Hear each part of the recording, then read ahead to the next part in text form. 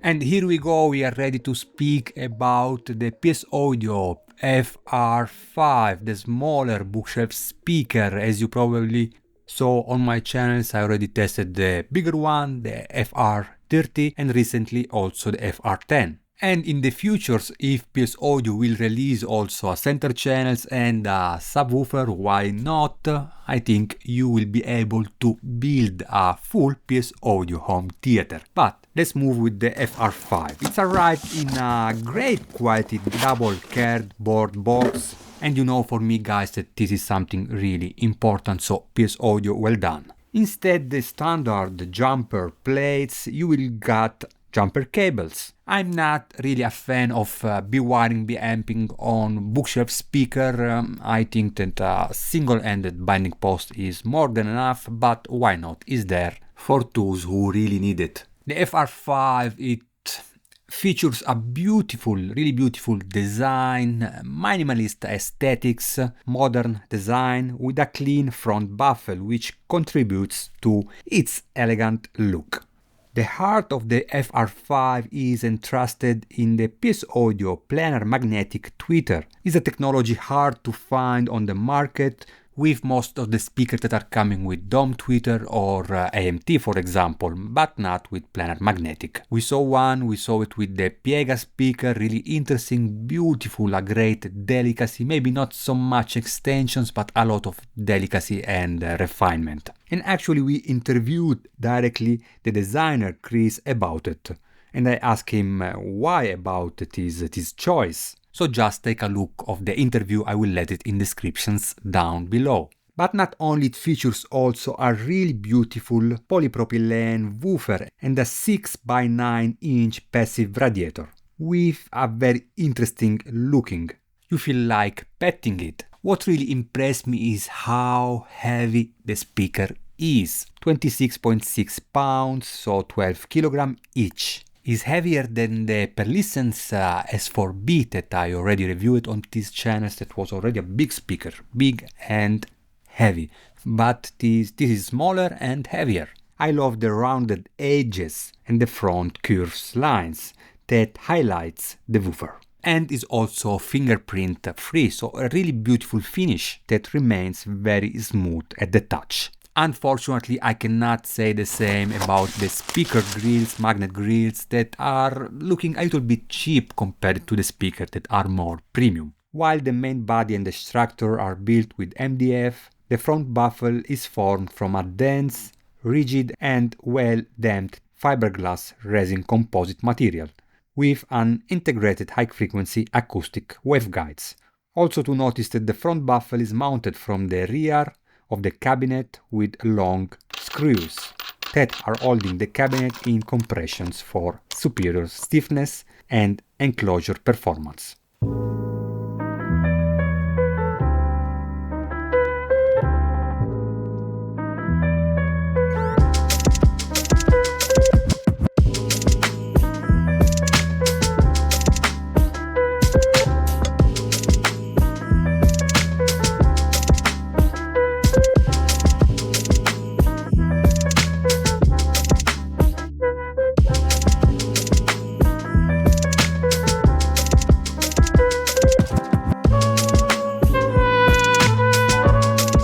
I start my test with the speaker in a straight configuration, so no toe-in, half a meter from the back wall and 2.5 meters apart from each other. As setup, I use my reference components that are Macintosh MC312 as power amplifier and as DAC streamer, the Edge NQ from Cambridge Audio. A lovely setup. If you want to know why I choose them, just take a look of the review, I will let it also in description. David Gilmour's voice in the new track appears veiled and airy, standing still between the speakers, not forwarded, not too analytical, not in your face, but perfectly balanced. And the same goes from another track, also from this beautiful new record, with the track between 2 points. The female vocal is relaxed with a sense of lightness and simplicity in the air. FR5 doesn't trying to impress me with strange effects, tricks. It simply reproduces the recording,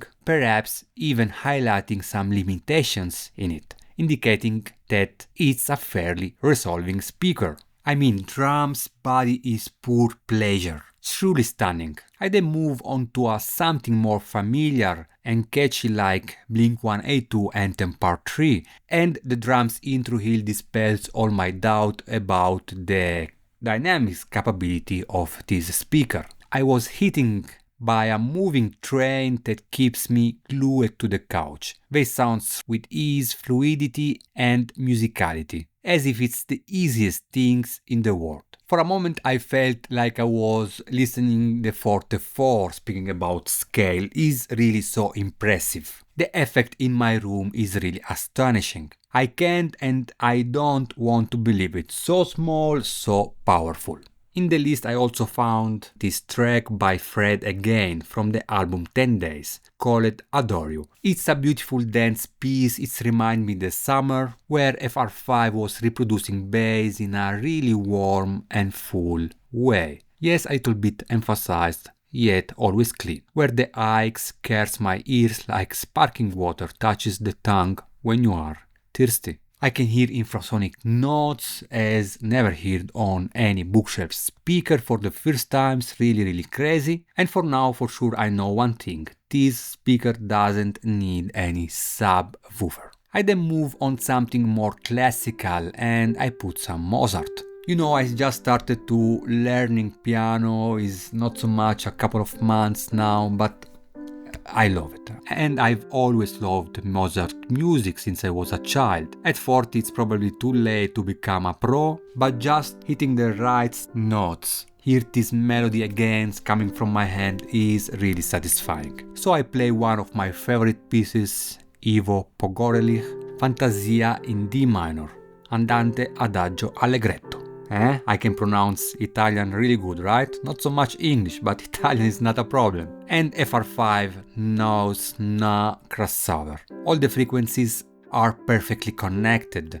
The piano is warm, smooth and not at all dry, with the decay of the notes leaving a long trail. A rich piano with a beautiful atmosphere around notes with good transients, and the keyboard is so luminous, it's shining, and I really enjoy it.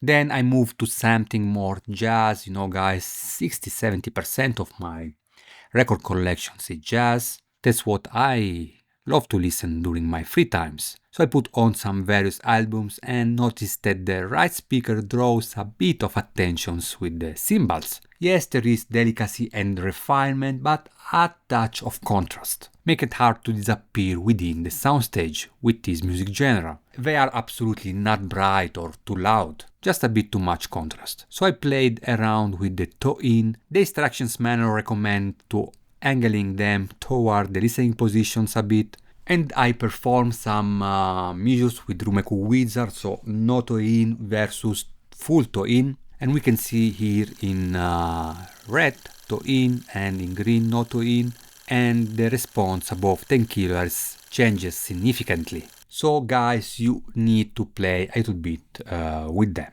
It's an easy speaker to make it sounds good, because it sounds good really in every positions I let it. So I mean, I got bass in every position, something really strange. Yes, closer to the wall it sounded more warm, with more body. I take it out a little bit, I got a really beautiful warm bass, but it's a bit more challenging to make it disappear in certain musical genre and to create an extended soundstage in width. That in the end I prefer them without toe-in and a bit closer together. Naturally each room is different, you have to play with them, we know about this, right? So it's not impossible but challenging, but in the end I did it. What I like about this speaker, besides sounding good and organic at any volume and with any music genre, is that it managed to add a touch of warmness in the bottom end, mid bass, and refinement in the highs. Highs that are the most natural and color-free that I ever heard.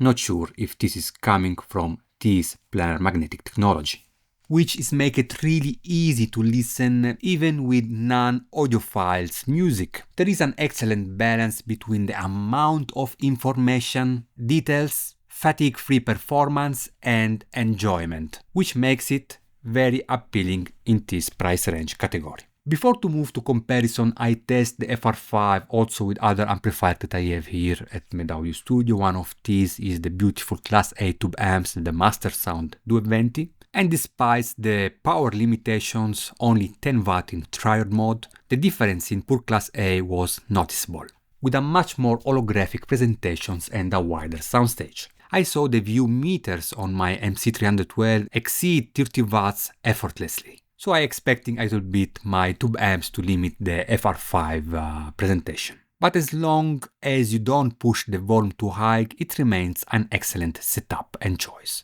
Then I moved to another amps that I really love it, also Class A, Musical Fidelity A1, but this time solid state, and I got a drier and more controlled bass compared to the Master Sound. Less warm, more neutral on the mid bass, and this affected the vocals significantly, especially females' voices, which become more refined and less colored.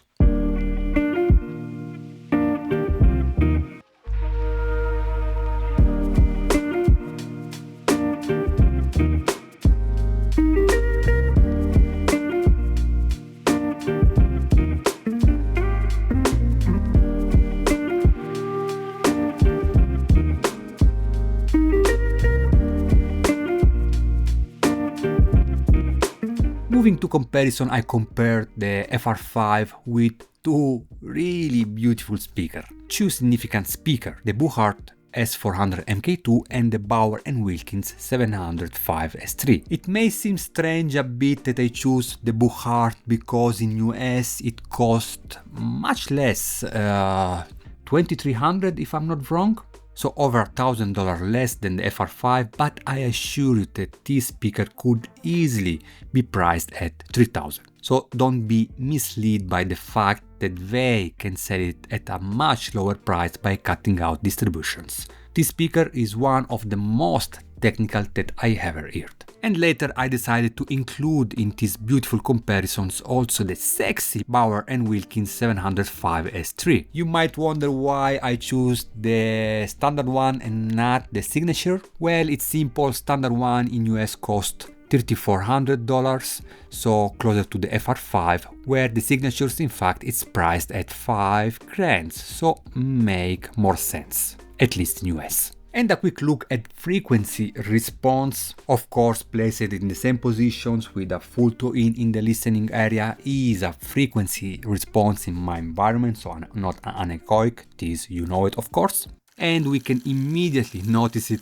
that they are coming with a very different tonal balance from each other. Here really there is no better, is really subjective, but I can tell you what I think about it. The FR5 easily hits infrasonic notes, followed by the Buchardt and the Bauer & Wilkins, which struggles a little bit more. You can see also how the mid bass between 50 Hz and 100 Hz in the FR5 is more colored. It reminds me a little bit the P300 rather than the S400 MKII from Buchardt that was coming with this mid bass.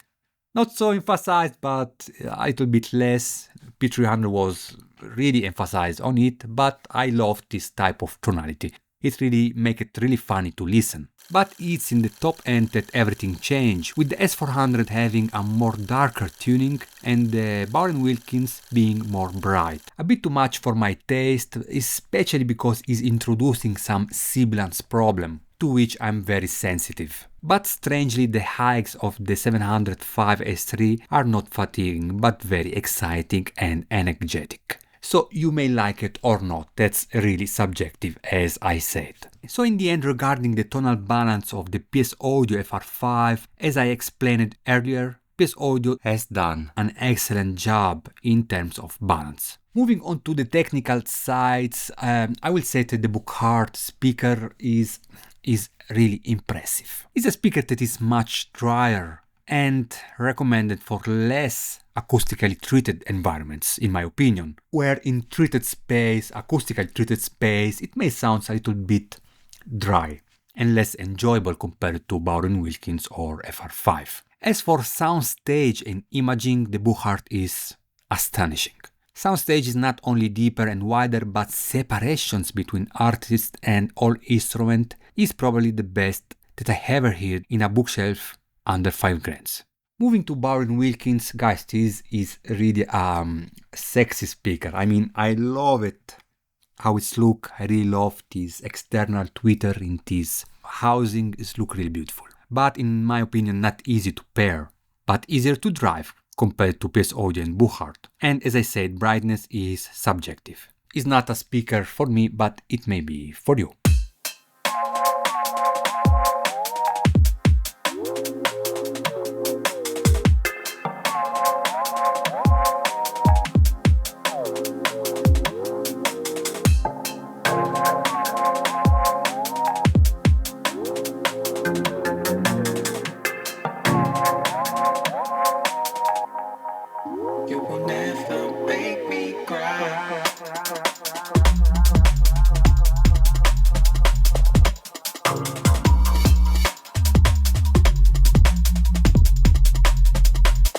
In the end, as I said, PS Audio did an amazing job in terms of finding the right balance between technical performance and enjoyment.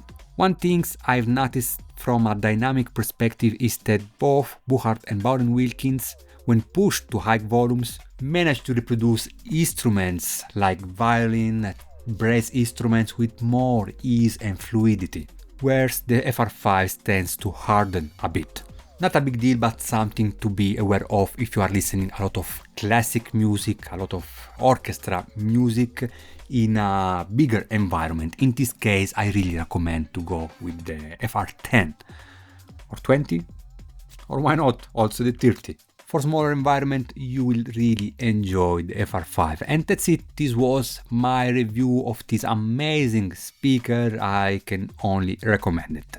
As always, if you have it, if you test it, let me know what you think about it. Leave a comment in the sections below and take in consideration to subscribe to support my work, and see you soon. Peace.